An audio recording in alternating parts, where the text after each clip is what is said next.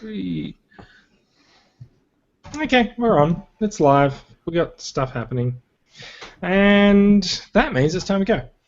Ready? 3, 2, 1, half, quarter, 0. Hello and welcome to Off the Shelf. This is the voice of Transformers Collectors Club Australia. This is episode 54. We are recording live on March 18th, 2016. I'm Jason. Joining me tonight, as always, Brad is coming to us live from somewhere in Victoria. I'm home again. See, I was gonna make a thing about it being like location undisclosed or something secretive, but no, he's just at home. Yeah, TCCA headquarters. He's hiding in the dark from his wife. She's doing the dishes. Well, yeah, okay. This didn't quite go according to plan. Now we also have a special guest joining us this episode, Max Tibby. Max is in the group, and y'all have probably seen his posts and interacted with him on a regular basis. Max, you're from Adelaide, aren't you? Yes. Yes, I should remember this because I did. The entire country, as it happens. You're a very good liar. I know. Thank you. Yeah. Yes, I was going to say I should remember that because I sent you some figures and I should thus know your postal address. I'm sorry. Yeah. So yeah, how's it going over in Adelaide? Now you are of course half an hour into the past, or is it an hour now? I don't know. What's the time there? How about that? 9:35. Okay, yeah, half an hour in the past. So everything that happens to us in Sydney now will happen to you in half an hour. So just be careful. Is all I'm going to say. Yeah. Get your gas mask ready. Yeah, pretty much. Now, as you're a first-time guest on the show, rather than asking what have you been up to this week, I thought we'd ask what have you been up to for your entire life, or let's talk a little bit about your collection habits and what figures you like to collect. Where's your Transformers collection heading? Mostly focused on Masterpiece at the moment.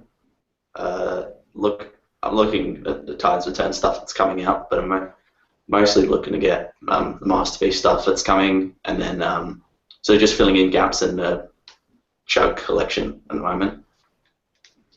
Yeah. So I've looked ahead into the run sheet, and I do see a lot of Chug stuff happening in there, so that's cool. Anyway, sorry, I interrupted you. What were you going to say? Yeah, just mostly collect G1 and IDW type stuff, but so that'd be generations. That'd be generations IDW. Yeah. Windblade, that sort of stuff. Yeah, don't actually own one of those. That just never quite appealed to me, that character. Look! Check out Brad exercising his comics knowledge muscle tonight. Hey, I seen a post today about someone wanting it in Masterpiece, so... Masterpiece Windblade. Yeah, there's some comic dreamers out there, so... Yeah. Yeah, there are a lot of comics fans out there. It's interesting seeing the sort of the interplay of comics fans versus cartoon fans versus movie fans and stuff like that. But they're all different series anyway, so they can all have figures from them. Yeah, and I've definitely seen it the last couple of weeks. Yeah. Yeah, very cool. Nice. Look, that I think does us for the intro. It's time to do a little bit of boilerplate stuff.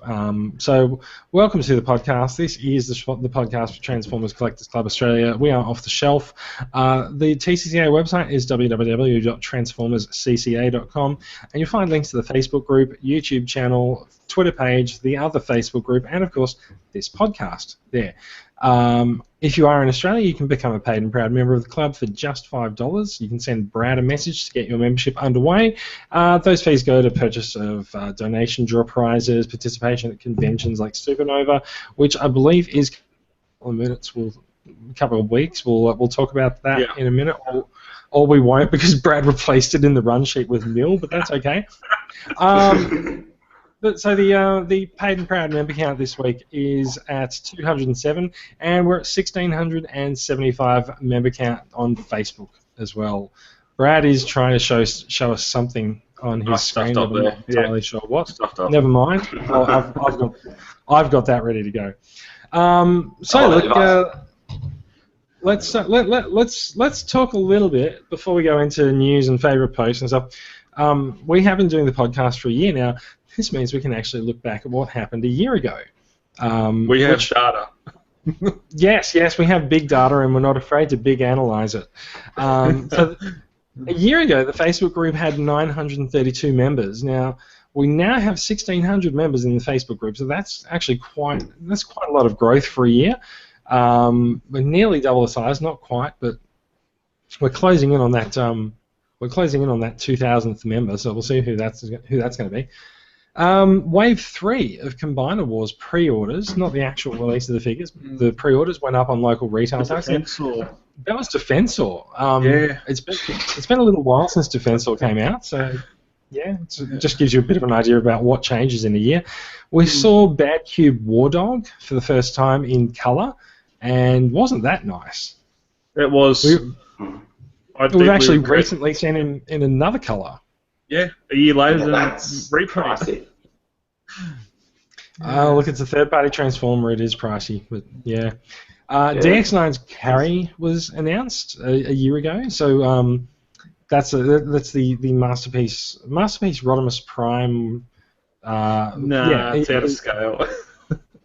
No, he's Masterpiece-ish, but he's too big. Yeah, it's the same thing I found with Tyrant as well. Like, it's enormous. I put it next to my other Masterpiece, and I'm like, it's twice the size. He's going to pummel Optimus. Yeah. And since we mentioned it earlier, go on. Yeah. I feel like Tyrant sort of fits, but Carrie's he's just a bit too big. Tyrant's enormous. Yeah. Yeah. The thing with Carrie is the robot mode feels too big, but the carrier mode still feels too small. Yeah. That's the opposite that they've done it without. He's got a bit of a short bonnet in vehicle mode. Yeah. I don't know why this means bonnet, but whatever. Since we mentioned it earlier as well, Brad was grilled over his dislike of the comics a year ago today. So for all the IDW fans in the group, rejoice. Brad still doesn't know what the hell's going on in the plot. But yeah. How's that lamppost going? I have no idea what you're talking about. I've got no idea what you mean. The lost lamppost. Lost light. It's gone well early. Yeah. All right. Dude, that's a pretty good name. I'd change it to that if I was in charge. I was calling that a year ago. Yeah, I do not remember that, but okay. Listen to episode 5. That was a year ago. I think it's in the intro. It is in the intro. I did find that, yes. Very much.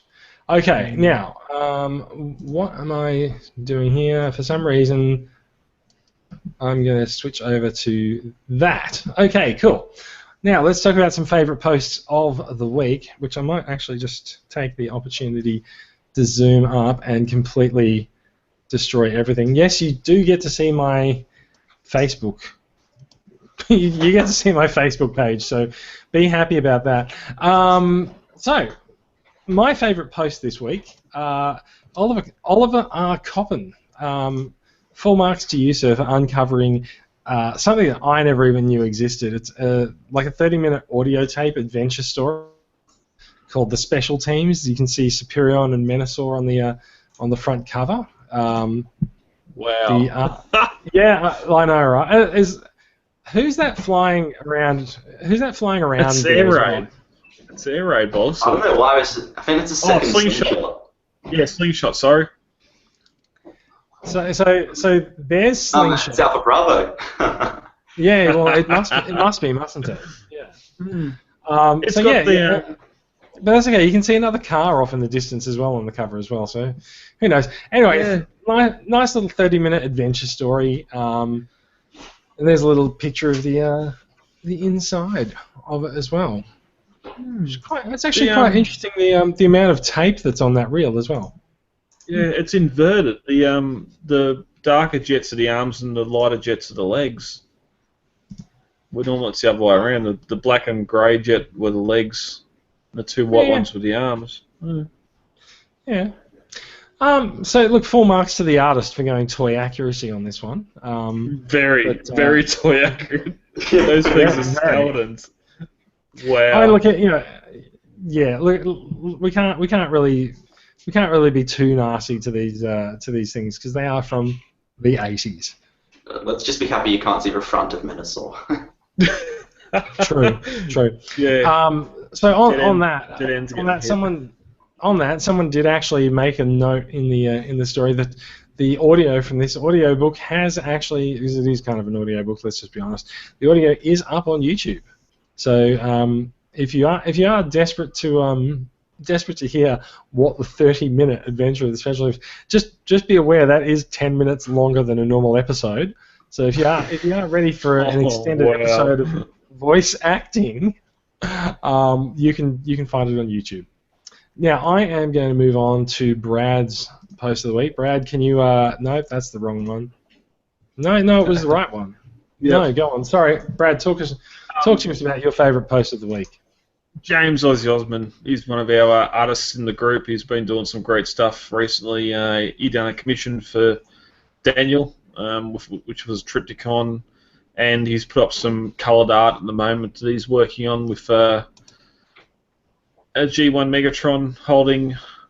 I said Hot Rod's head, even though it looks more like Rodimus Prime, but you said Ironhide. Ironhide, yeah, Ironhide's head, but it sort of looks more Rodimus Prime, just without the orange. But yeah, sort of the smaller V fin gives that sort of feel, I guess. Yeah. So it's either Hot Rod or Ironhide, but the image itself, just the detail, Megatron, you got the Seekers flying over, and the pile, you got Jazz and Ratchet, and I think it's the side of Hound or a green bot there. Just some great work. I don't know what that Minosaur is. That's the third party.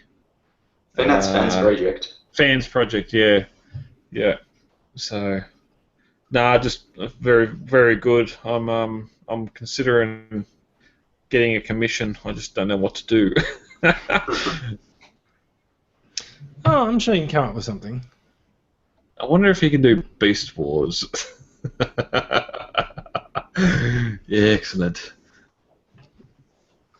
I don't know what that reference means, but I'm gonna move on. Max, you have a post of the week as well. It is up on screen now. Tell us why this is your post of the week. It's kind of actually no, it's fine. Anyone watching the video feed will be able to see. It is Brad Neal's post with a screenshot from Aliens for audio listeners. Wow, that was really, really harsh. Please don't do that again on the podcast. So, Brad Neal posted this with. Look, Max, you tell us why it's your post of the week.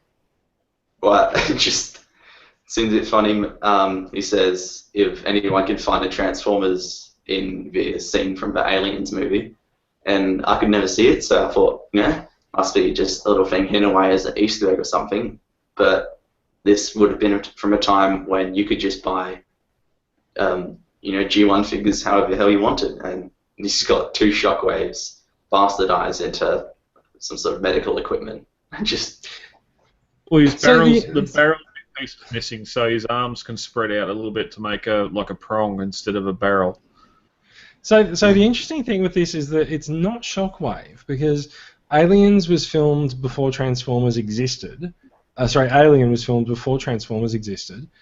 Oh, actually, so this was from it's the Aliens. Aliens. This is 85. Sorry, yeah, okay. So yeah, fair enough. Okay, so, I was thinking it might be the Astro Magnum, like the pre-Shockwave, but then, just because you can't really tell the color in the lighting. Yeah. But I guess I'm just thinking you probably wouldn't be able to get a hold of too many of those, around the time of this. Actually, I got one in a show bag. An Astro Magnum. Yeah. I remember. Do you remember years ago when show bags actually had decent toys in them, and the Transformers show bag actually had. How many thousands of years ago was that? Settle down. the Transformers show bag actually had Transformers in it, and the Bertie Beagle bag still existed as well. But yeah. Oh, I see. Sorry, that wasn't meant to be calling you old. That's purely unintentional. I am ignoring this and moving on. No. So anyway, there are two Shockwaves in this picture. There's one over on the far left, and you can actually see the fist on one instead of and the gun nozzle on the other one. But that's pretty cool. Other interesting possibilities that members put up who are obviously not familiar with Shockwave was Perceptor as a microscope on the desk.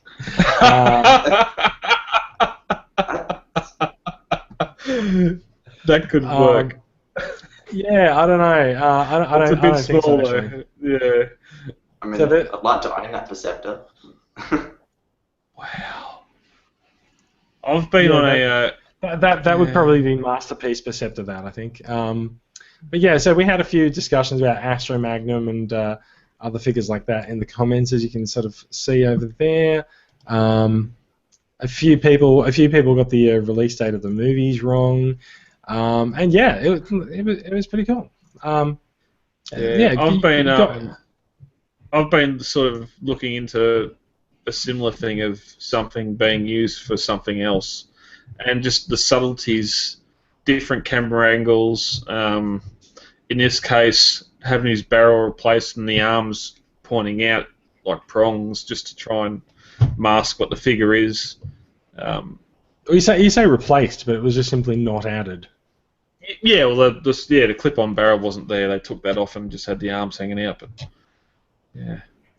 So, my other example of props that are everyday items, or very obvious props that are everyday items being used in movies, was Farscape, which was actually made in Australia, had a Microsoft Navigator joystick spray painted gold and used as a steering thing for the ship.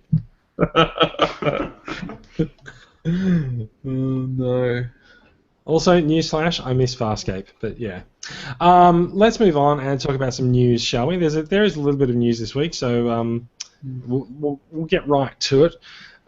We've got a screenshot, thanks to Cybertron. We've got a picture of Titan's Return Alpha Trion, again in black and white, because apparently Hasbro has not figured out how to make color images yet.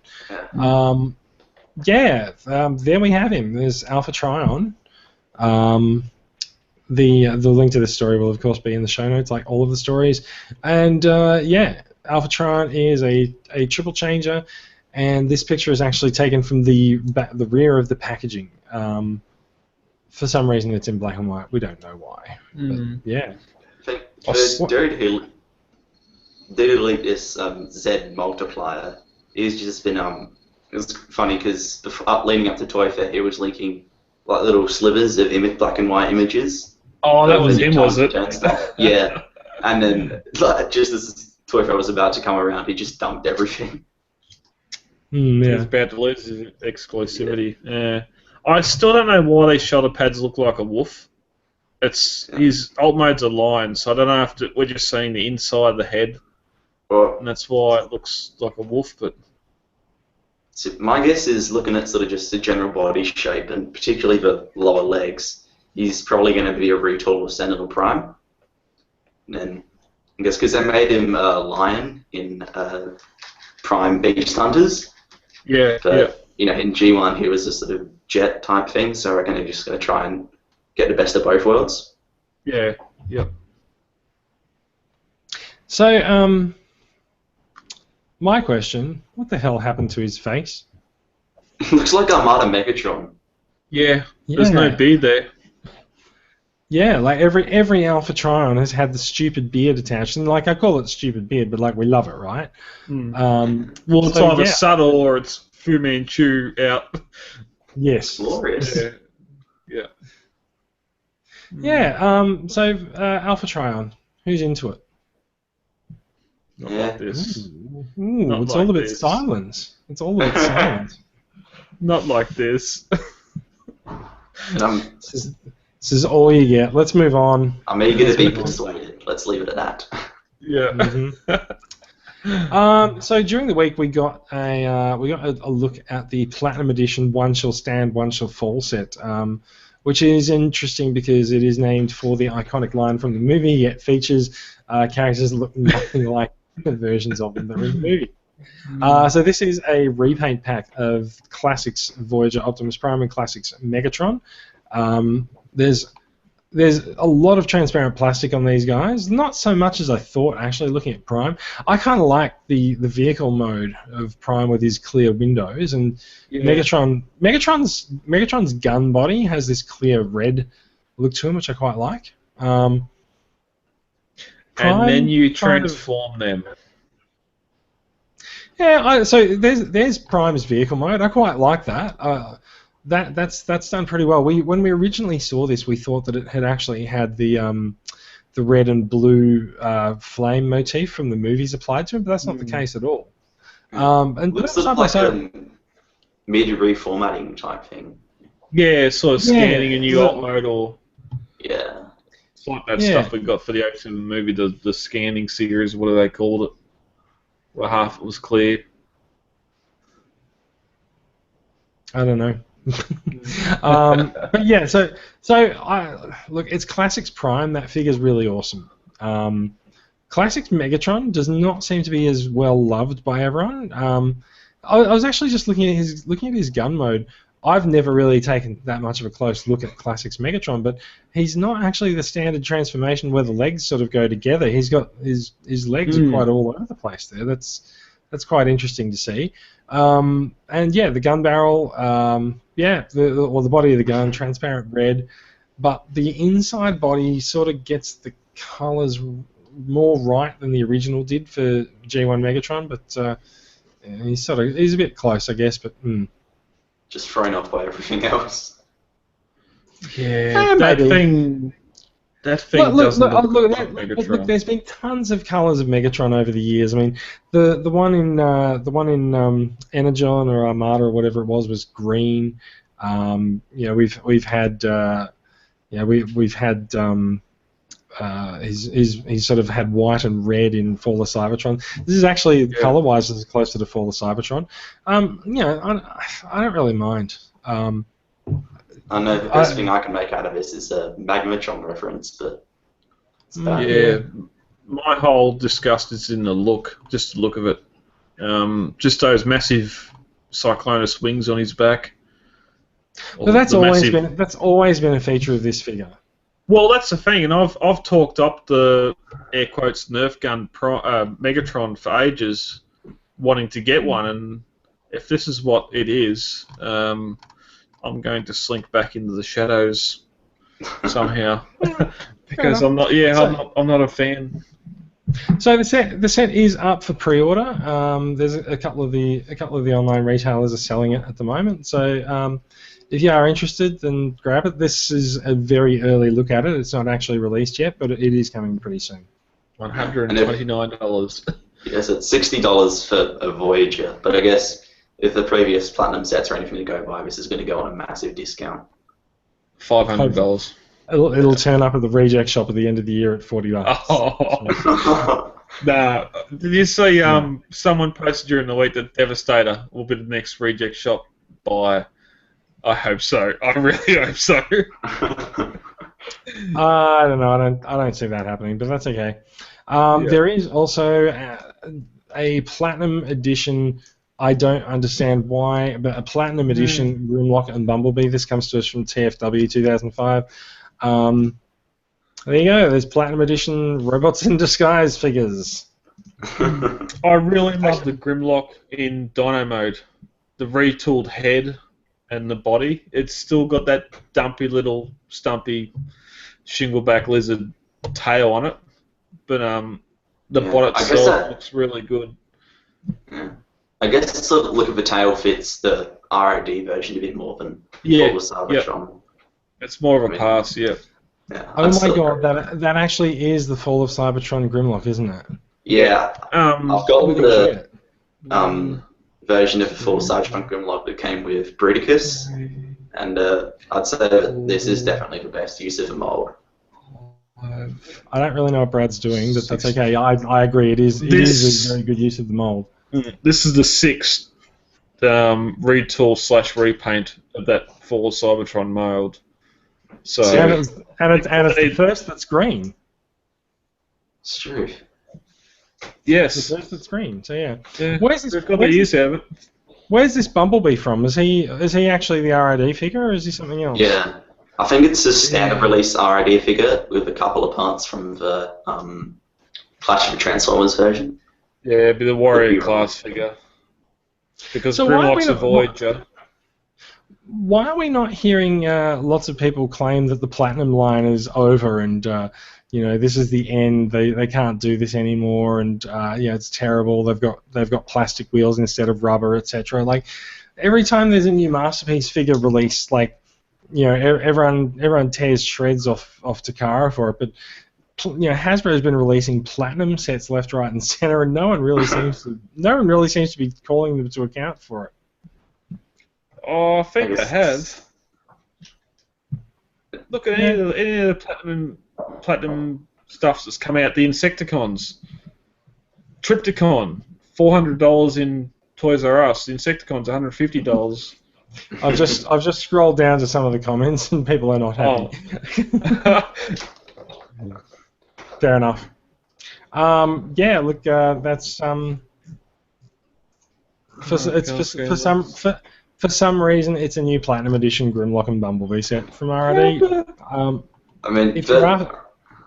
The only redeeming qualities I could see for this would be actually getting a decent Grimlock that's in scale with the other cast members, and it's also not on a massively overpriced compared to the way that they've been doing the other Platinums. You just gotta get Bumblebee with it. Is it like the Bumblebee tax? Yeah. I think. Brad, you were asking a question about the colour scheme. Someone who says the colour scheme took a nosedive, but that looks pretty too inaccurate. I think there's some. I think there's some adult boys in here that don't like toys. Next. Right, before that gets controversial, let's move on. We got a bit of Takara news to cover as well. Takara likes to release these silhouette teasers that are very obvious. It's very obvious what they are actually teasing, but the rest of the world just sort of goes, "That's cute. Go on." Takara has been teasing their version of Comutron. Now. This actually has turned out to be a little bit controversial this week because it does seem like Takara's Comutron is going to be markedly different to Hasbro's version. It looks like Takara is actually using different bots as the base for some of the limbs. Obviously, it's all speculation at the moment, but people have been looking at things like the shape of this left leg and this edge here, and sort of comparing that to the figures that Hasbro has in those places, and assuming that they're actually different. So we'll see how that goes. Looking at the right leg, it looks like it's more breakdown than the dead end mold. I can't tell. Just sort of, if you look down at the bottom, whereas the dead end mold sort of it curves out at the bottom for breakdown. I'm pretty sure sort of stumps back inwards a bit. Yep. It's got a bit more of a blocky stature to it. So the Hasbro pick is below, which you can just sort of see it here. It's quite different. Also, I think Takara hasn't got the upgraded feet on theirs. They seem to be sticking to the original feet that they've been using for their Unite Warriors sets. It is sort of nice to see Hasbro actually go for these big chunky feet, because a lot of us have been adding them onto our sets with the Perfect Effect kits anyway. I think for this and Menasor, I think Hasbro is beating Takara, but I think the biggest thing I heard is the scatter shot. As I'm going to see, the Hasbro version is just pretty much a repainted version of the scattershot we've already got, whereas the Takara one has a different head like the combined head on it, more of a Comutron head, and it's got narrower hips, or something's different with the hips. But we'll see next week. I'm sure this is going to be revealed. I don't know. The hips don't look that different to me. Yeah. Yeah, I think it might just be the angle, but I guess the Hasbro one's posted similar. So Yeah, I know. It's definitely a different head. Yeah. I think the Takara one doesn't look like it has scrounge either. Yeah, and you only got to look at the light speed. What's the motorbike? Whatever the Tron bike is.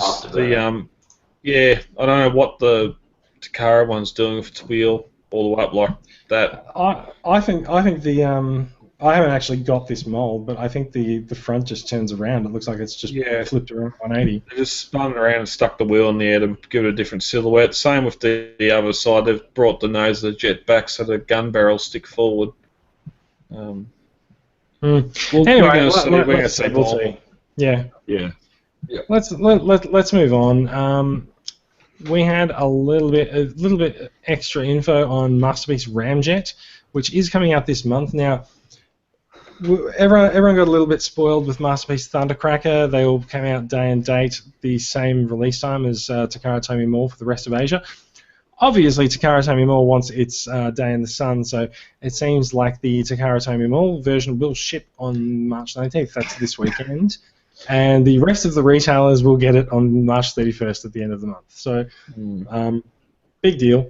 It's like a week and a half difference, but yeah, it's nice to see Ramjet there, and I think it's probably about time we saw the next Conehead turn up, Takara. See, what I reckon is it's the MP11 mold's based on MP3, which came out ages ago. Like that was what came out after MP1. So I reckon they're gonna end up making a new Masterpiece Seeker mold because the current one's fairly outdated by current MP standards. But it'll just... It is, but they damn well love it, don't they? Yeah. And they can retool the shit out of it. Yeah, but I reckon they'll just release Ramjet, so when people, start to, people will grab him, and then when they bring out the new mold, they'll want to get everything from that instead. Whereas if they made all the Coneheads, they just said, oh, I'll just stick on my MP11s. Well, I think change the wings. Well, I do think there is an expectation that they are going to do the rest of the Coneheads now because it's been a long time since we've actually seen a new figure done as a Masterpiece Seeker. We've seen 2 Skywalks, we've seen 3 Starscreams, we've seen 2 Thundercrackers now, and so it is time. It is time they get Sunstorms. Sunstorm, sorry. Seekers. Actually, I think we've only seen 1 Sunstorm in the Masterpiece line, but Hasbro had one as well. The Hasbro and Takara version. It's just paint. So if you're collecting one line, then you've only seen 1. I was talking about Takara's line.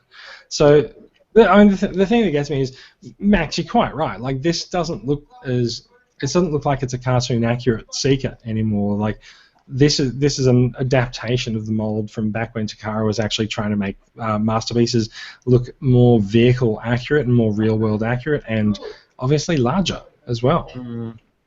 So yeah, it's like you're not wrong, but they're not that inaccurate to the cartoon. I do feel like they're going to give this mold 2 more runs on the other Coneheads and then maybe call it a day, but we'll see. Yeah, I just think that if they end up doing all 3 Coneheads, people will be more compelled to start recollecting MP Seekers if they put out a new mold. I mean, that's not to say this thing doesn't look great. I think there's a certain element where completists would really like to see all the Coneheads done with this now that they've done 1. We'll see, yeah. But damn, he looks awesome. Yeah, my biggest issue is the height of that nose cone. If that's the biggest problem with the figure, then the figure must be pretty damn good. Well, the worst thing is I'm just scrolling through Google now, and everything that's showing me Ramjet is pretty accurate to Takara, so I'll have to eat some crow on that. I mean, Yeah. I reckon his jet mode looks awesome as well. Yeah. the Oh, jet mode looks perfect. The jet mode is actually the newest thing about this mold because all the other Seekers have shared the same jet mode. This is new. I mean, it's not that new because all they've had to do is change the wings, but damn, it looks good.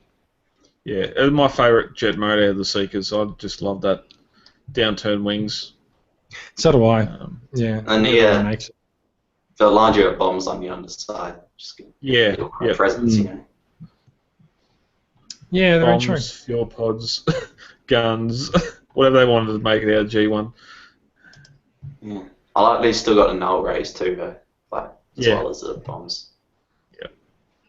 Adds Yeah, to the cool. accessory count. Okay, that is the end of the Takara Tomy news.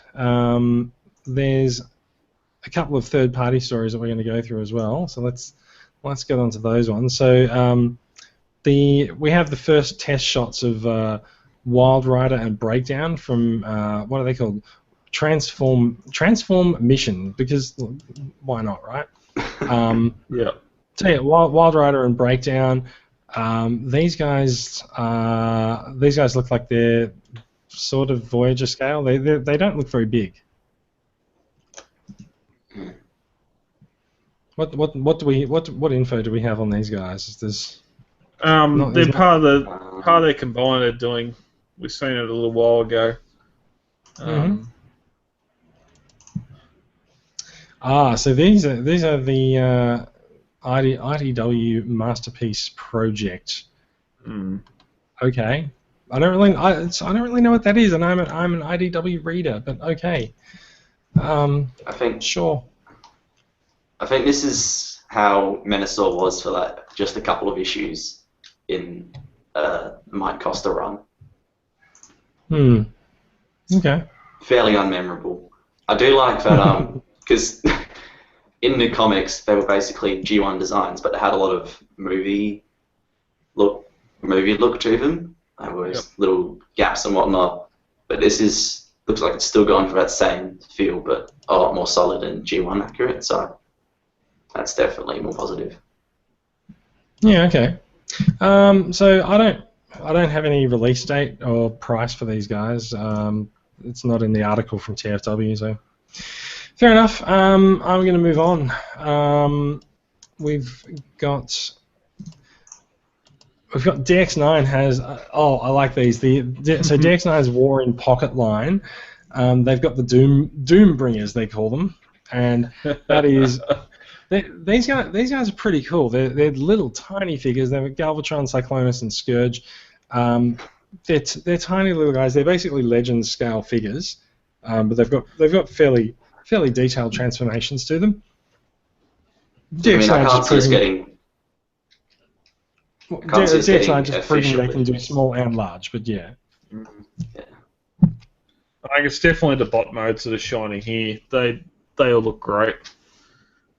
I think that's fair. Yeah, like the alt modes do look like they are probably lacking a little something, but that's not too bad. That's typical Legends figures. Normally, it's one mode or the other that sort of has the focus, and the second mode takes the heat for it. But yeah, I definitely think the bot mode Galvatron, that's just a mini tyrant, really. Yeah. Looks sort of more like Mania King than yep. X9 one. Yeah, no, I see that. Cyclonus, yeah, he's probably the oddball out of them all because Scourge looks really good. I think all of these have already been released. This is just a free pack. It's definitely good that they're trying to improve what they've already done. Because I think Scourge, when he first came out, he didn't have a gun. Now they've given him that, and then everything else in their line has had fire swivels except for the Cyclonus, but now they've added that on a new version. So. Yeah. Jason, if you could drop down to the picture of them in front of Hulky, that looks great. Jason's gone. We've lost Jason. That's alright, I can do it. I can't find that one. That one there. Is that on the link? Yeah. Is that in the thread? Is there? Yeah, I think someone posted it in the comments section on that thread. There we are. Yeah. I reckon those do look pretty awesome. Mm. So I actually, since we have him up here, I actually have Hulky on order as well. Nice. I'm quite looking forward to getting that, and as you can sort of see on the shelf behind me, I've got my Devastator sitting there. I'm looking forward to putting a little tiny Devastator in front of him as well. Hulky. You should call him Mini Me. I'll call him Mini D. Mm. All right, let's move on. Was that through local retail? No, it's an import from Taobao. Okay. Yep. So yeah, he's looking good. I like these figures. Like these figures have been sort of these figures have been sort of just hanging around in the background for a while. Like there's obviously so much attention on fans' toys and make toys and stuff like that, but for all the companies big ones. the companies making the smaller figures sort of a little bit neglected, but yeah. Mm. Look at that Galvatron. That's actually a really good Galvatron mold. It almost looks better than the Hasbro Titans Return one. I'd put that way above the Hasbro version. Yeah. I really like the Hasbro one, but you know this is going to be the same price as the Hasbro one, right? And only as big as his leg. And Yeah. the Hasbro one, did you see the commercial they put out? They had this ridiculous gaudy pink actually. now. Look, I think it's just the way the colours transfer and stuff. But I do like the look of the Hasbro Galvatron. Yeah, and the Takara one also pretty good. Now DX9, that's not the only. Actually, DX9 is pretty much the only other third-party stuff that we've got this week. So they've released a poorly photoshopped and poorly cropped. That looks terrible. A picture of Leah, who's their RC. It's really weird. They've obviously cropped this out of other photos. This is a little bit better. So yeah, she's like a little mini RC in that she is a little mini RC. Cool. What do you guys think? That head sculpt. She looks like she's sitting the wrong way or something. Yeah, she looks a bit. Or yeah, she looks constipated. And this is the shot you're talking about. She looks worried, is what you're saying, I think. She looks very worried. I think Daniel got lost down a drain pipe or something. Ooh, really? Oh. It's sort of. It's got a slimmer backpack on it than what the Hasbro / Takara Deluxe version has. Yeah, this is big. This is almost as big as the Hasbro version. Yeah.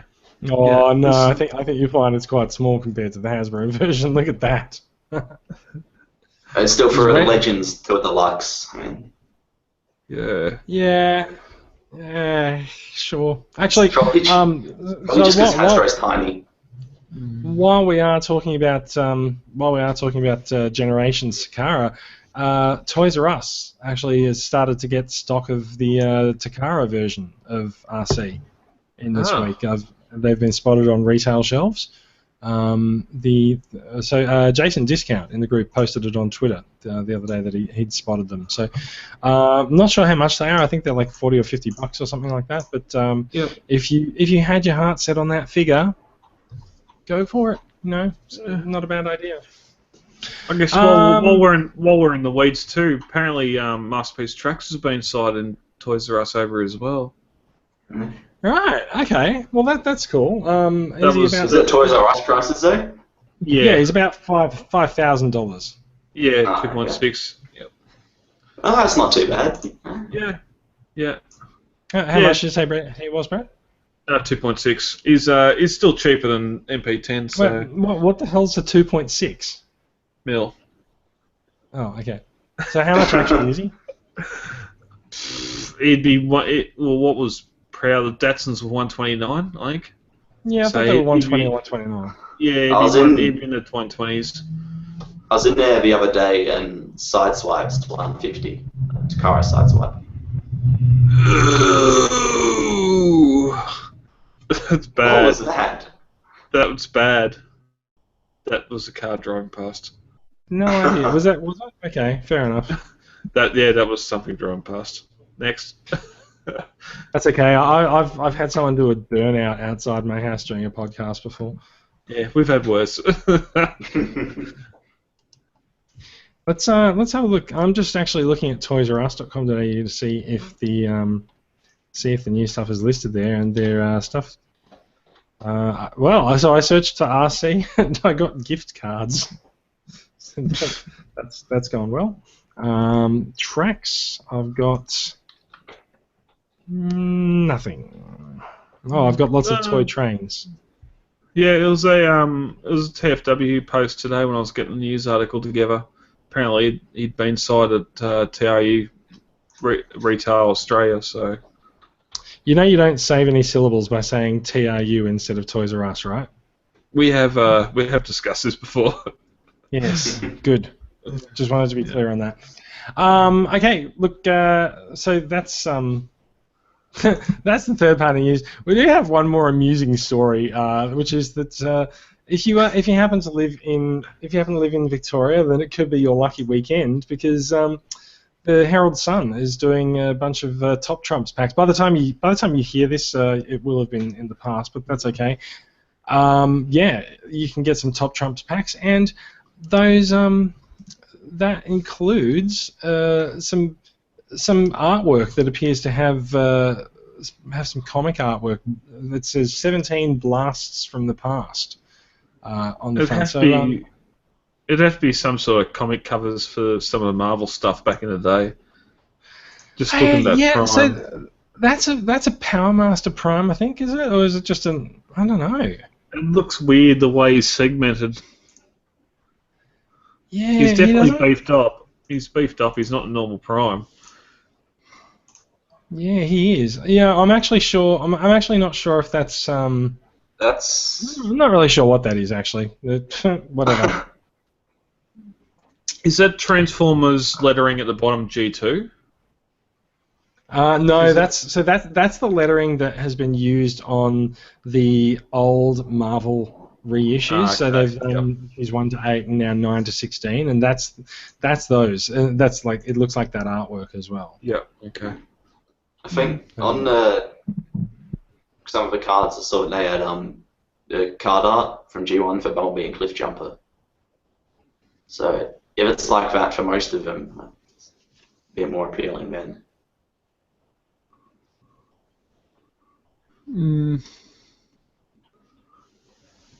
Pack of cards. If you're in Victoria, try and get some this weekend.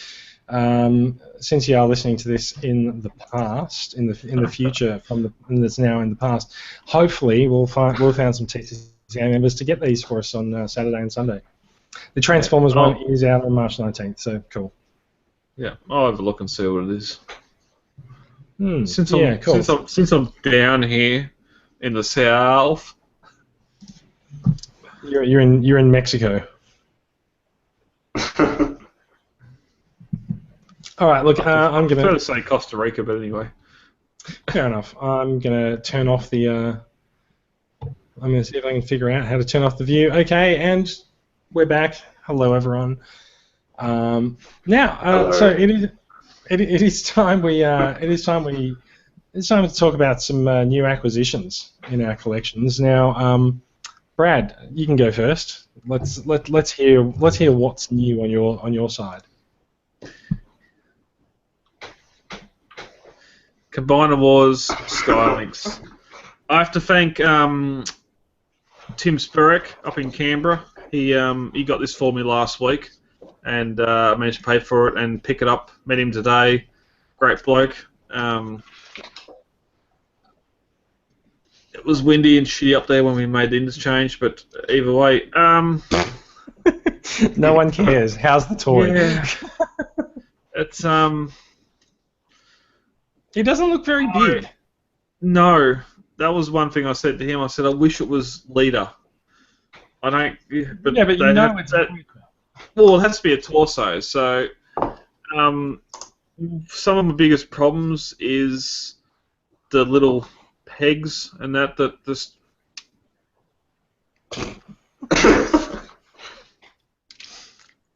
So what you're saying is that he's no worse than Apollyon's arm, right? No, Apollyon stays up. It's like, oh, I'll bring the tail up. Oh, no, I won't. It just doesn't hold together. Yeah. I'm not. I like it. I like it to sit there. It needs to be Apollyon. And you just sit there in his Lynx mode. Do the roar, and just sit there. Have you combined him yet? Nah, I have no intention of combining him. I put him in torso mode, which is just pretty much. Where's the head? Like that, torso mode. Yeah. Drop the figure and walk away. And the mic, yeah. Yeah, it had so much potential. I don't regret getting it. I need to see it in hand. A lot of people in other groups, other forums, whatever else, are complaining about the hip ratchets. He seems pretty solid in the hips, which I might just have to throw some legs on him to see how he holds. But it's just the shuttle to Lynx mode that. You really fall short. So, okay. And and then there was this. This is the wrong podcast. I know. Please, if you're shipping something, if it's going to cost a little bit extra for bubble wrap, or some cardboard, or some foam, or newspaper, ask for the extra $2 to get some newspaper. Just to stuff between legs, figure legs, around arms, wrap your figures. Is this something where you actually had the choice and you chose not to? No. All right, hang on. Let's talk about what's actually happened here. For the benefit of people who listen and aren't looking at the video, you are holding up a broken Jurassic Park figure. Is that right, or a broken dinosaur of some kind? Yes. His feet have broken off, his hands have broken off in shipping. You posted on the group earlier tonight that it was a fairly battered up box, like the masking tape wasn't even holding it together. Now, where did you order this from? WA. Okay, so was it from a buyer in WA, or was it from a shop? It was from a private seller. Okay, right. So the impression that you gave in the comments were that it had come from the US from a particular toy store, but that's not the case. Okay. No, I put WA. I said I was going to run to WA to strangle someone. Yeah,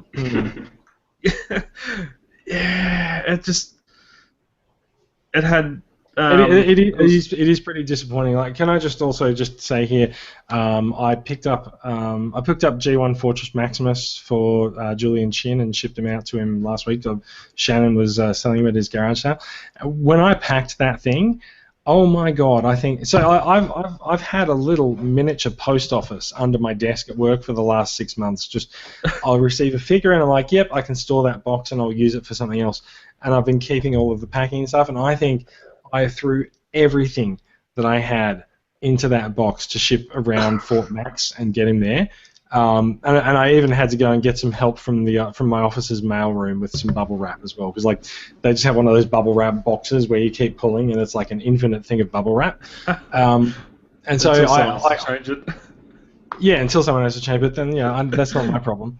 Yeah. And so the amount of stuff that I packed around him, and it was the day that my Triptychon order had arrived from Toys R Us. I brought Fort Max into the office that morning and just gone, well, shit, I don't have a box that's actually big enough for him. Literally half an hour later, Triptychon arrived. I'm like, there's a box that's big enough for Fort Max. So threw him in that and couriered him off.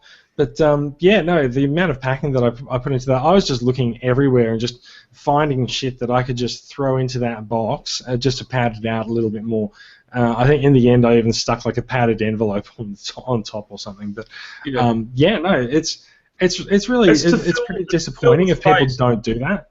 Yeah, I receive so it doesn't bounce around in the box. That's how packing works. Yes. Yeah. I mean, I had an order from a member on the group who's fairly prominent last year where they didn't even pack it in a box and it came in bubble wrap. And like, it was just bubble wrapped with the shipping logo on it, the shipping label. Yeah. So. and I was just like, seriously, you charged me X dollars for shipping for that shit? It's. I mean, look. So I think. Benny Messenger always says when people compliment him on his packing, he says that he likes to pack things for people the way that he would like to receive them. And absolutely, like if you are sending something to someone, if someone's purchased something from you on the group, pack it the way you would like it to receive it. Like just put as much packing around it. Make sure that thing is not going to move in the box. Just imagine someone's going to drop it. It's such a disappointment. I didn't realize that was a private sale, Brad. I'm really sorry to hear about that. Yeah, no, it's just a big box. It had that in it. It had a layer of plastic wrap, sort of. I can't. It's not like a plastic bag material, but similar, and just had 2 bags in there around it, and then inside a box. There's no protection whatsoever for it. With all the Masterpiece stuff, when I ship them off to the conventions, I always put a bit of bubble wrap between the legs and around the waist between the arms. So I do road transport, right? If I put an MP10 laying flat on the floor of my truck, driving from here to Canberra, I can guarantee when I get there it'll be in pieces. Road freight moves. Road freight moves. I'll say that now. Road freight moves. You can't sit there and have a Voyager Onslaught inside a post box with nothing around it and hope it gets to the other side in one piece. It's going to shake around in there, it's going to vibrate, shit's going to get worn off the box and whatever else. It just... I can't tell you how frustrated I am tonight. Yeah, it's pretty disappointing, yeah. Yeah, you spend so much money on something and then the worst thing is there's a second figure coming that's 3 times the postage of what this one was, and if it turns up in anywhere near the same condition, I'm gonna.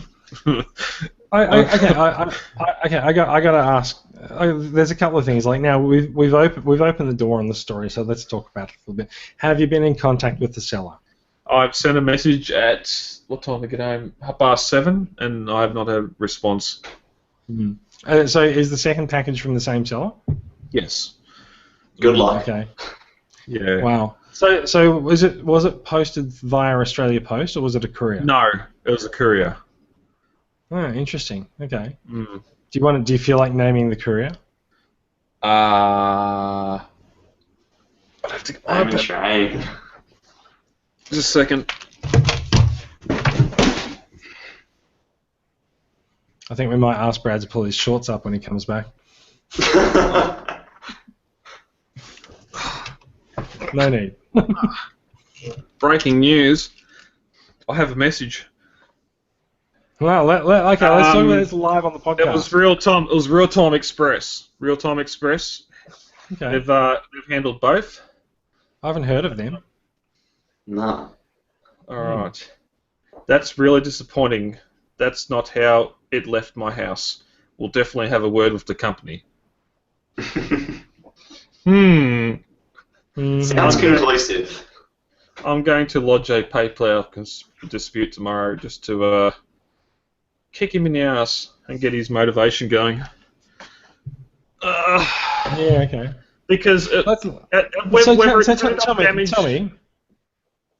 me, what are the rules with PayPal disputes for items that aren't carefully packed? Well, you're paying they put the shipping price as I need $20 to ship it. So that was $20 or $30 to ship it, was it? Yeah, it's from WA. It's not Perth. It's I think How it's a little heavy bit- is this? It had on the I had on the consignment 1 to 10 kilos. So, look, I've sent things interstate with couriers, please, and like, I've received things interstate from couriers, please, as well, and like, that has not been the case. Like, that hasn't happened with them. Yeah. Like, that's, yeah, I would. I mean, it's a bit late now, but like, I would caution and say, like, consider using a different courier company.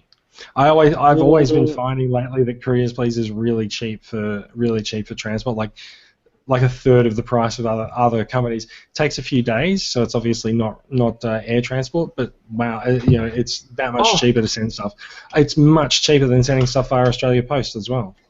Yeah, I've been waiting 2 weeks. I got a notice of shipment 2 weeks ago, and saying just got here, and and now the other package was. I got a notification 2 days ago when I paid it 2 weeks ago. So yeah, something else is going on here, but it if it was packaged right and having a box on top of it wouldn't have done anything. It's just the fact that it was just in a big box with a bit of paper around, a bit of plastic around it, so it didn't move in the box but didn't protect from crushing. So to be fair, looking at the photo, there is a massive sign on it that says it's fragile as well. Yes, but it's not like a postage fragile sticker. It's even so, like, there's a sign on it. The word fragile is written on it. So exactly. there is an element of responsibility of the company that's transporting that to actually honour that and say, okay, you know what, I'm not going to put a box on top of this thing. Yeah. But then I keep on going back to Ace Ventura, and if it says fragile, you just kick it more. We've all seen the images and that from IPEC and. Look. In all seriousness, those things are the minority. Like the majority of packages within Australia get delivered on time and undamaged from Australia Post. And like we do collectively like to put the boot into Australia Post on the group, but to be honest. I really think Australia Post does a pretty damn good job, especially given the resources available to them. The fact that you can pay $7.50 and get something sent from one side of the country to the other, it's actually pretty fucking good. Yeah. Yep. Even the fact that you can pay $7.10 to couriers, please, and get something sent from one side of the country to the other is even better. Yeah, and even getting figures sent away for conventions, whatever else, that all works out well. We've had about 13 members that haven't received membership cards or stickers that I've had to resend out to. For some reason, envelopes aren't getting through as well as they should. But like, that's the thing. Like, you say they aren't getting through, but like, that's like 10. That's under 10%. Oh yeah. So like there's for whatever reason. I mean, like, you're right. That is actually pretty high. Yeah, I don't know. Yeah, and now it just leaves me with the problem. Yeah, like I could glue bits back together, but look at the legs something's been stacked on top of them and squeezed it together so much that to have that leg flat. Yeah, that's really bad. It's so disappointing. It is when you're playing 200. Looks like a clean snap on the front. Yeah. Yeah, it's. I'm guessing it's at the joint where, because it's a model kit originally, so it's all glued together, and that's a clean break at the elbow joint, and that's a clear break at the ankle joint. But it's just the fact that something's been stacked on top of the box and squeezed them together. I don't want to separate, because as soon as I put pressure on it, I know it's going to snap at the knee or whatever else. And to put any sort of super glue on it, it's just going to make the paint run and yeah. All right. It looks like a really good piece as well. Yeah, it's had some time spent with the spray paint on it, and painting it up to be movie accurate, but. Yeah. Look, anyway, that's my dismay. So the other thing I would suggest is that this is an abject lesson for the seller in how to package items. Yeah, he's got more items for sale on eBay, so I hope he Hmm. I hope he listens. The Alright, worst thing it is I've paid $60 for the other figure to arrive, and if it turns up with a bit of plastic wrapped around, it's 3 times the size. So $60 for shipping something. yeah, That is utterly ridiculous. What is it? A It's car? no, it's a 1/19th scale Brachiosaurus. I don't even know. I don't even know what that Yeah. means. How big is it? I think it's 19 inches or 24 inches tall, 9 inches long. Is So it going to take up a wall in your room? yeah, that's the plan. Okay. Where is it getting shipped from? WA, which again I can understand, but I'll pay an extra $10. Go to Bunnings and buy a roll of bubble wrap and fucking wrap the shit out of it. No, ship it in a fucking plastic container. Jesus Christ! Well, that too, yeah. They are $6 at Bunnings. Yeah, yep.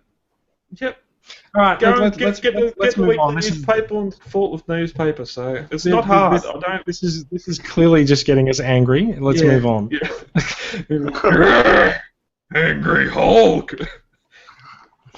Yeah. All right, Max, Jason. as the guest of the podcast, let's talk about some of your acquisitions recently. Bring us In back recent from times. despair. Yeah, like your new acquisitions is everything that you've ever had in your collection. So let's talk about some of the stuff that you're happiest with. Some of your recent stuff, hey? Recent stuff. Let's see.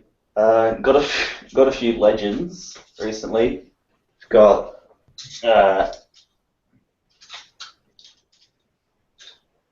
this lot here. So, Generations Tailgate.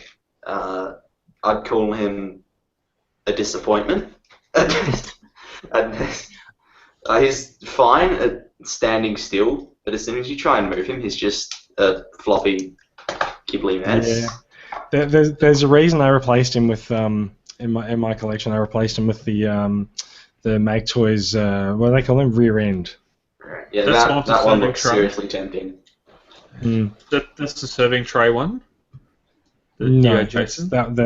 No, that's And that's a swerve. Swerve. Talking cogwheel. Oh yeah. Yeah. I was trying to figure out where's Tailgate in the Generations line. I know they haven't done him in Combiner Wars, but he was repainted into I think Windcharger in Combiner Wars. Ah, okay, yep, all right, Yeah. got you.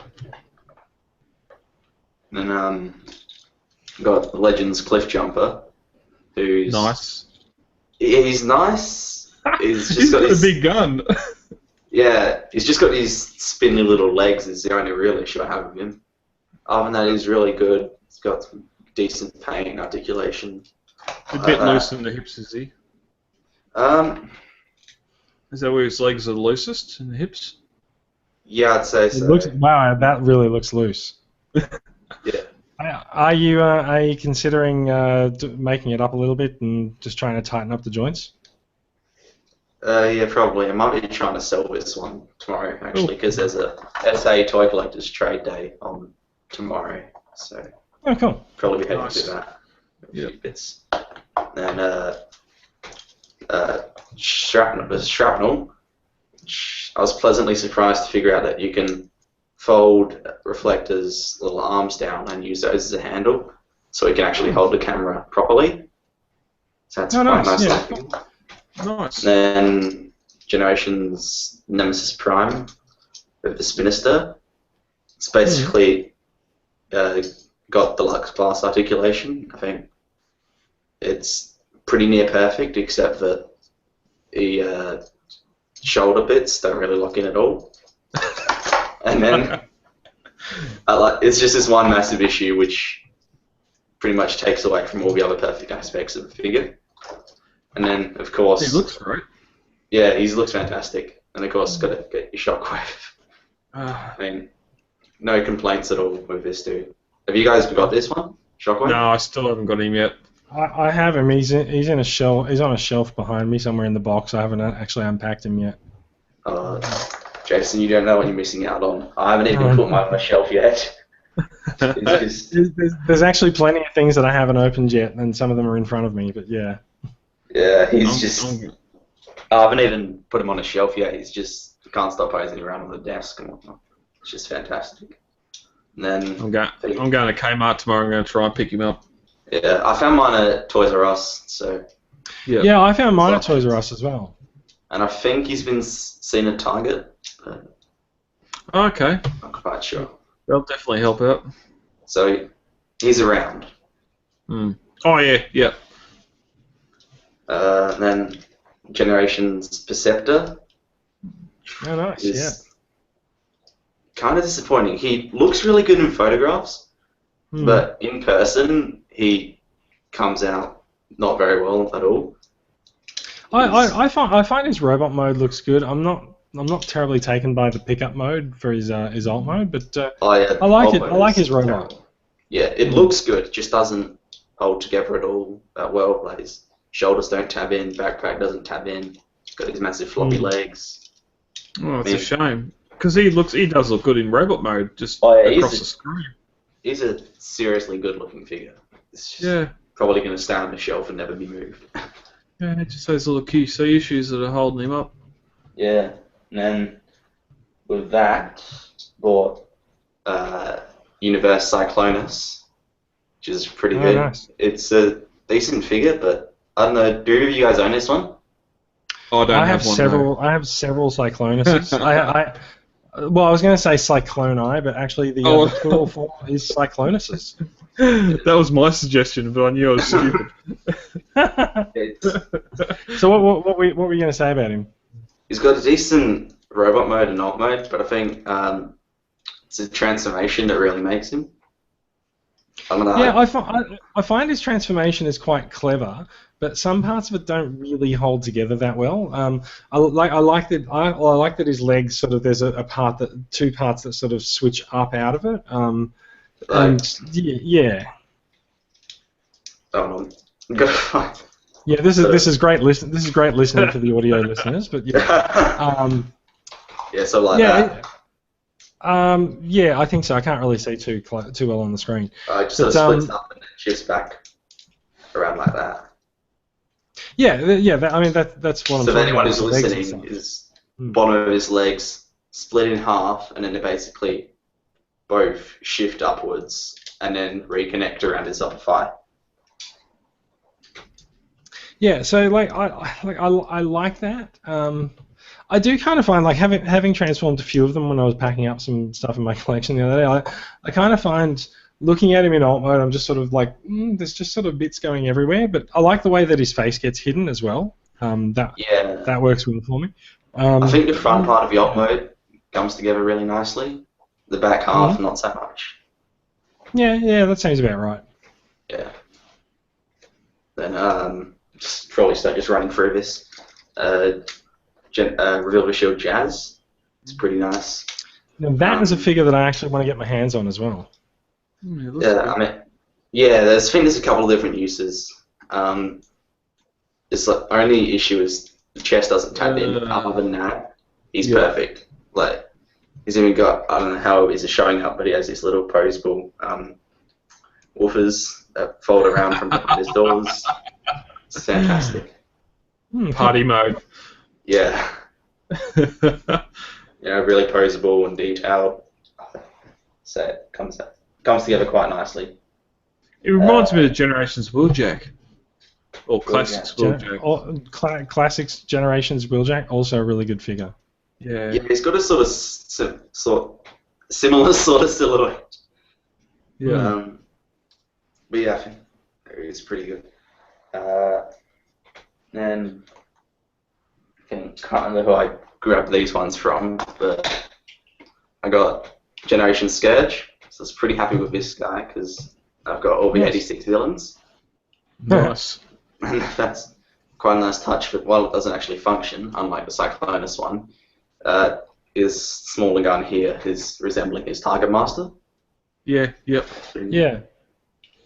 And I have the gaudiest transform of all time, Beast on Prime Dead End.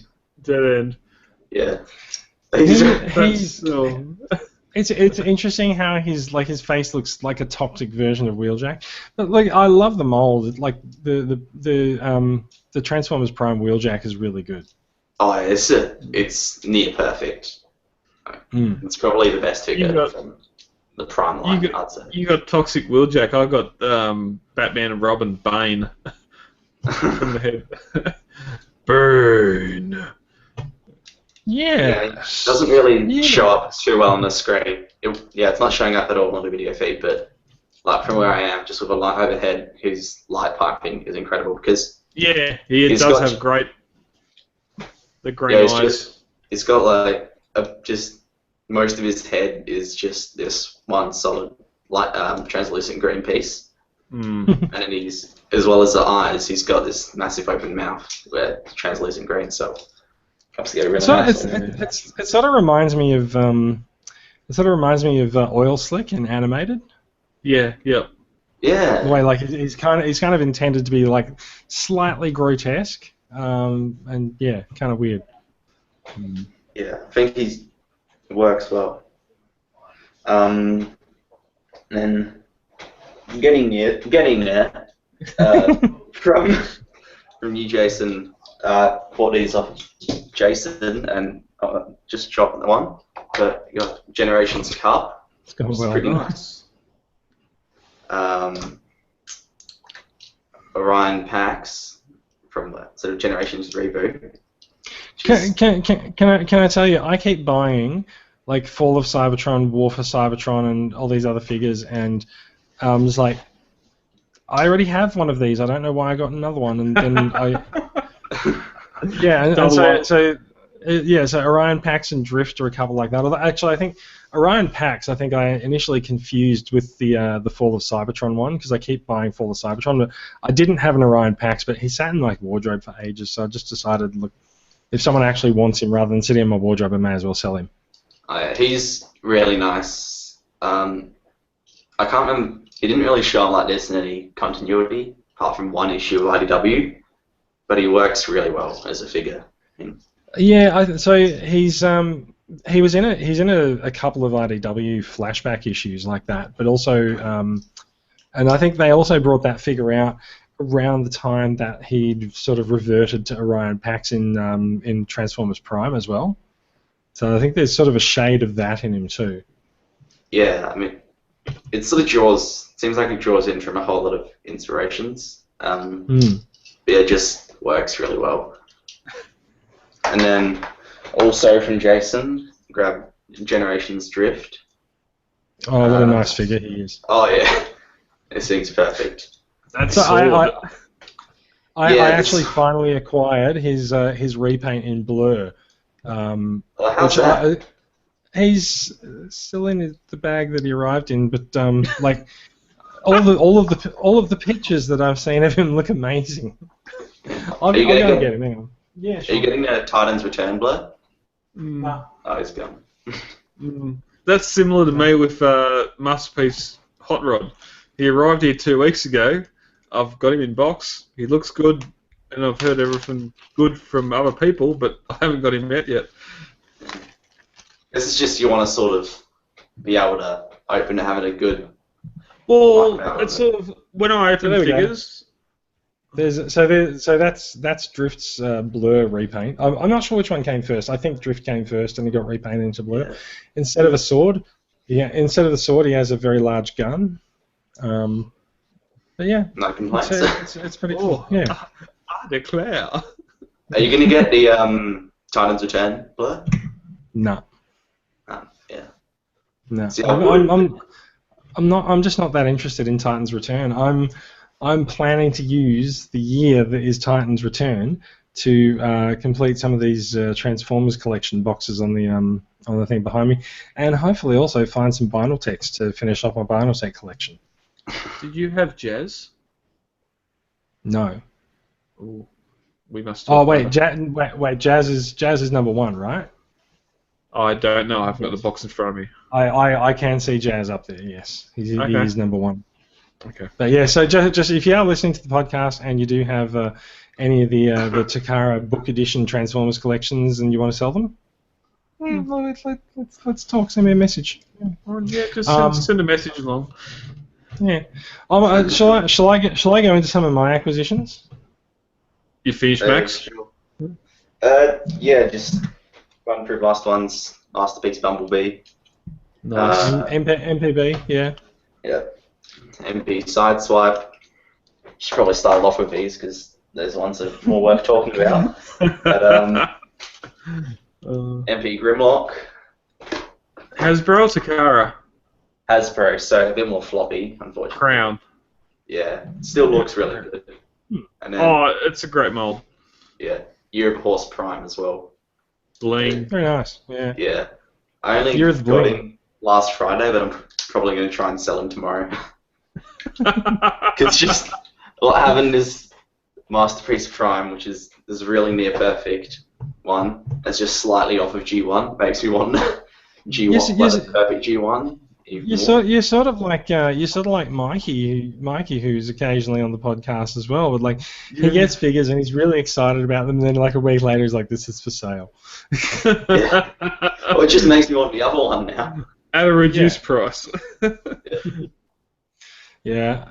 Look, I'm going to go quickly through my acquisitions for the week. I went to Shannon Lowe's garage sale last week, and actually I went the week before as well. And then he decided to do it again, and I looked at his photographs. I was like, "Hang on a minute, what are those Seekers that I see?" And so I came away with a couple of Seekers that I've been looking for a while. There is the G2 Starscream. The tag. Oh yeah, I know. You better believe that. So Nice. that's actually the Transformers subscription service figure. So yeah, he's pretty cool. He's got his purple missiles and stuff. Let's test your knowledge on some of these other Seekers that I got here. There's this one which we're going to call Sunstorm. Is that the BotCon Sunstorm? That's orange. It is not the BotCon Sunstorm. Oh wait, is that the CHMS knockoff one? It actually is. Oh. Yeah. He's not bad. He's got a bit of chrome on him. Yeah, from what I've heard, those are as good as the normal Seekers. So they are and they aren't. Now, Sunstorm is pretty good. So one of the ways I think you can tell is if you look at the tip of the wing where that paint line hits the that didn't focus very well. Where that paint line gets to the corner, it's sort of like oh whoops, I need to go around something. Well, like the plastic the plastic feels a little bit heavier. Yeah, just like putting them both in my hand, like the plastic feels a little bit heavier than the Hasbro one, and it's like, when you pick up a you pick up a fake toy and like you can tell that it's fake because like it's just got this different texture to the plastic and the quality of it. But if you're going to put it on a shelf, it looks just as good as any of the others. Excuse the motorbike going past my house. Flat out. The other one is that's interesting. The other one I've got is this Seeker here, which nobody recognises. So he's another KO. So he's Ranger. He's black. Yeah. So he's Black Death Starscream. Not entirely sure when Starscream became infected with the bubonic plague, but that's him. He's the Black Death Starscream. So, like they look pretty good. That's a great colour scheme for it. It actually really is. Like all that gold underneath too. If Hasbro hadn't put the mold to bed, you could bet they would probably have one of these coming out officially. Yeah, I wouldn't mind an official release of that. It looks good. Yeah. Is there 30 releases of the Generation Seeker mold? Bill tells me there's 31 to 32. I'm not entirely sure. Ooh. But the thing is that like I have not been able to find an actual list of all of the uses of this mold online. Like you would think that would actually be something that would be really easy for someone to put a list together. And the thing is that when you ask Bill about it, he's like, oh yeah, it's like all the the main, the main Seekers like Starscream, Skywarp, and Thundercracker, and then you've got the cone heads, and then you've got the Takara versions of those. I'm like, wait! I'm not going to collect the Takara versions and the Hasbro versions, so that cuts down the number of what I need to collect significantly. But the absolute bitch of it is that what I didn't realize at the time that I said that is that if you look at the Takara Seekers Aces box set, they've all got chrome paint on them. Oh, okay. So I'm kind of like, I kind of want that Seekers Aces set. I need them. I've got a fairly decent collection of these Seekers going, but I thought I'd sort of hit the 20s or so, but I think I'm actually at like 15 or 16, so I'm about halfway there. Wow. I don't know what else to do, but we'll see. Keep collecting. So a couple of other things I got this week. As Masterpiece Hot Rod, of course. Look, I've been busy. He hasn't been opened. It's been a really busy week for me. I also That's managed. We'll talk about it next week. Yes, let's. So I also managed to procure a couple of Masterpiece coins this week. I've got the good old MP10 coin. There we go. And because I do have the figure, but I did not have the coin, also got the black MP10 coin as well. So the Nemesis convoy. Nice. So quite happy with those. And last acquisition for the week, I got the Ocular Max Remix Jaguar, the Ravage tape. Now he's really cool. Like, he's got an awesome robot mode. I've got him in cassette mode for a reason tonight. They say, like, the packaging for him, he's literally in a cassette box. That is a full size cassette box. Yeah. Sorry about that. He is actually like a full-size cassette, and so like you see the mold things to hold the cassette in place in the box. Yeah. There's just one problem that I have with this figure, right? Like, he's an awesome Ravage in cat mode. This thing doesn't fucking look like a tape at all. Like, look at that. Like, there is no way anyone is going to mistake this for a tape. And I wonder if some serious sticker work. Are there stickers in this thing that I'm supposed to put on? Like, nope. Oh wait, maybe no. Oh no, there's just like the collector card. But there's no stickers on this thing at all. Like, I kind of feel like if you like the surface of it. So like, see if I put that up to the light there wouldn't really be anywhere that you could apply stickers to that and have them sort of hold together. So it'd be individual. It'd be very individual stickers, just to go on the separate pieces, just to try and make up a tape face. Yeah, and that's just kind of annoying. Yeah. Do the spindles turn? No, they don't. No. Someone grabbed him at work and stuck a pencil in him like an old cassette and tried to turn it, and it didn't do anything. So I was like, oh. Turn the whole thing. I want that. I'll give it a red hot go now though. I'll just see. No, I'm pretty sure it does not. Yeah. So fair enough. So Wouldn't that be a little gimmick if they had some sort of a track on there that you'd put it into a tape player and just turn transforming stuff? I think you might need to research how cassettes work, because that would not be possible inside a transformer, I think. No. Yeah, but these are scale transformers. They scale to a 1-to-1. Yeah, no, but like cassette tapes work by actually having tape that travels around inside them. Like, you can't do that if you're going to pull the entire mechanism apart. Yeah. But yeah, so those are my new acquisitions for the week. It's an interesting mixed bag. I am really happy with my Seekers. Like, I was talking with Shannon. By the way, like, Shannon's really top bloke. He's invited a lot of people into his house, and he has a really impressive collection room that he's slowly but surely selling pieces out of. But we were talking about the Seeker mold, and like, I reckon out of most of the Generations figures, I reckon the Seeker mold is just that's it. It's an awesome looking figure.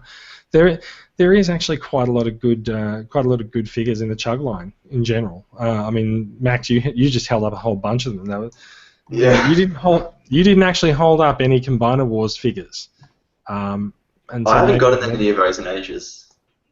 Yeah, but I mean, like the Combiner Wars figures, like they're all engineered to be combiners, and so there are certain things that are the same with all of them, and there are certain shortcuts that have to be made with them in terms of their articulation and what they look like in different modes. And they didn't have any of those restrictions with the Chug line back in the day. And so I'm hoping that when it comes to the deluxe stuff for Titan's Return, that we might see a return to form on some of those figures. But I haven't really been plussed with what I've seen so far.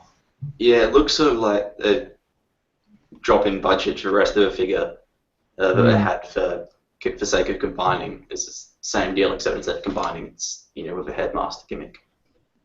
Yeah, I think they're. Yeah, there's a certain stylized look to them. Like they all have these chunky lines, and they're really bold angles to the figures, but sometimes they're not really appropriate for them. So yeah. The only one that's really standing out at the moment is Mindwipe. Yeah, never really connected much with Mindwipe as a character, so I don't really care. I don't think he's ever really been a character. It's just sort of there. Yeah, that's true. Look, I think we've been rambling on for quite a while about our various states of our collections. I think it might be time to bring the podcast to a show. I'm actually glad to hear Brad laugh there because I thought he had fallen asleep after quite a long day. I'm 23 hours. I'm at the 23-hour mark for the day, so if you do hear Brad rambling, that is why. Party on, Garth. All right, let's bring it all to an end. Do you guys have anything coming up in the week ahead? So I have. I'm going to collect a Mania at Penrith on Sunday. That's going to be interesting. I have come away from there several times with a bag full of Transformers, so I'm not sure what I'm going to do this time. But if I see more of those TF collection boxes, I'm probably going to grab them. Yeah, pick up a score. Max, you said there's a collector's day in Adelaide coming up this weekend. Yeah, SA Toy Collectors Trade Day tomorrow. So. Nice. Got a fair whack of stuff I'm going to try and sell there. Swap it around a bit. Brad, anything noteworthy coming up this week? No, nothing out this week. We are on the march for Gold Coast Supernova, so a couple of weeks to go. Looking forward to it. That's not the Easter weekend; it's the weekend after, right? No, it's the weekend after that. There's a fortnight after Easter. Okay, before cool. the contour starts. So thank God, because I need the money. Brad, did Oz Comic Con end up getting back to you about the CCA in Adelaide? Adelaide did, yes. Yep. Okay. I'm still waiting to hear back from because we don't offer anything to the visitor experience. They weren't really interested, although I just sort of said, well, we're only going to need a table in a corner so we can sit there and go, hey, here's a card, here's a sticker, whatever else. I'm really glad that all the retailers offer things for the experience as well, like because the retailers have so many entertaining things going on, and their stands like their prices. Yeah. Well, we were asked if we had a cosplayer that could walk up and down the entry ramp or sort of that sort of stuff. And I was saying, well, and they kept on quoting what the 501st do. And nothing against the 501st. I've met them at pretty much all the tables at Novas we've gone to because they're across the road spruiking and doing all the stuff you're not allowed to do at Novas. But yeah, we're not nowhere near that. So yeah, fair enough. Massive. Yeah, I'm building a cosplay at the moment, but that's not something I can ship to Adelaide for someone there to have. I think you're building a costume, not a cosplay. I'm building a cardboard box I climb into. Yeah, that we do call that a costume, and when you are wearing it, you are cosplaying. But yeah. Okay, look. Let's finish up. That's for later. It is getting late, and Brad has spoiled his the next club anniversary secret. So let's see what he does with that. Yeah. So basically, at all the birthday bashes this year, expect to see Brad walking around dressed as Optimus Prime. But yeah, One dog. I've been out in public in Sydney dressed as Optimus Prime twice. Yeah. Yeah. Mm-hmm. One door Kickstarter, and I can put some wheels on her legs. Jump onto it. Thank you for listening, everyone. You can find the podcast on iTunes. Please head over there and give us a review. The link is on the website and in the show notes. And the podcast does go up on YouTube in video form, which is what we've been recording tonight. So, yeah, you can see all of the stuff that we talk about on the show. The link to the YouTube channel is on the TCCA site and in the show notes. Do you like the way I just shut everything down there? I brought it to an end. Thank you, everyone, for listening. I'm Jason. Joining me tonight, we've had Brad. Say goodnight, Brad. 201. Really? Oh, okay. And thank you for joining us for the first appearance on the podcast. And I'm not entirely sure after that if you're going to come back, but yeah, we'll see if you come back again. Thanks for joining us, Max. Thanks, Max. It was good fun. Awesome. Where else do you get to show off your Transformers on a Google Hangout to strangers? About nowhere. Yeah, I know. You'd be surprised. It's sort of what chat roulette is for, but yeah. Okay, let's finish the show, shall we? Thank you for listening, everyone, and goodbye. Goodbye. Thank you all.